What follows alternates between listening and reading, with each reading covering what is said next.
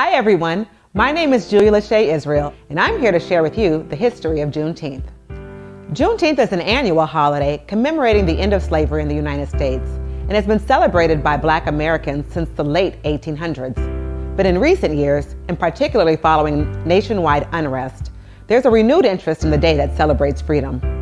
So what exactly is Juneteenth, and why is it relevant to us as real estate professionals?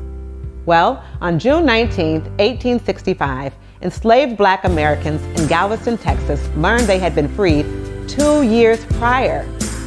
2 months after Robert E. Lee surrendered and ended the Civil War, and 2.5 years after President Abraham Lincoln issued the Emancipation Proclamation, word was received that the slaves had been freed. Reasons for the delay vary, but most history indicates that news was deliberately delayed by wealthy landowners who wanted additional harvest from their slave labor. Additionally, it was kind of easy to withhold information because Texas was one of the farthest slave states and was quite distant from other Confederate slave states.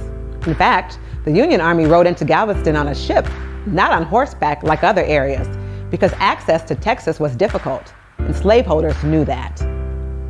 Although the truth had been hidden from them, and they continued to face threats of continued oppression, violence, and even death, a year after they learned of their freedom, formerly enslaved people resiliently rallied around that date and made the celebration an annual ritual. Celebrations reached new heights in 1872 when a group of Black American ministers and businessmen in Houston purchased 10 acres of land and created Emancipation Park. The space was intended to hold the city's annual Juneteenth celebration. Early Juneteenth observances included a search for lost family members and an opportunity to uplift each other as they moved through hostile environments. The early celebrations often involved readings of the Emancipation Proclamation, religious ceremonies, singing, games, and enjoying foods that enslaved people ate. Initially a uniquely Texan observance, the original celebration became an annual one, and the Juneteenth has now been recognized in some form in every corner of the country, and it doesn't look that much different. Each year around June 19th, Black communities unite for a family reunion of sorts. Juneteenth activities feature the sights and sounds of Blackness. People enjoying art, music, and food that connect them to a shared ancestry and history. Many businesses have moved toward marking it a company holiday, giving employees a day off, including our own. So why is this relevant to us as real estate agents? This holiday persists as a joyous reminder of what Black people have overcome and a solemn remembrance of the lives destroyed by centuries of oppression. Recently, structural racism has been under deep examination in the United States, including in our own organization, which is being addressed by the formation of the Social Equity Task Force initiated by Gary Keller in June of 2020. This year, Juneteenth shouldn't just be a Black holiday.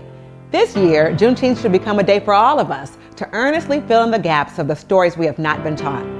The more we learn about someone else's story, the more understanding we gain about their perspective.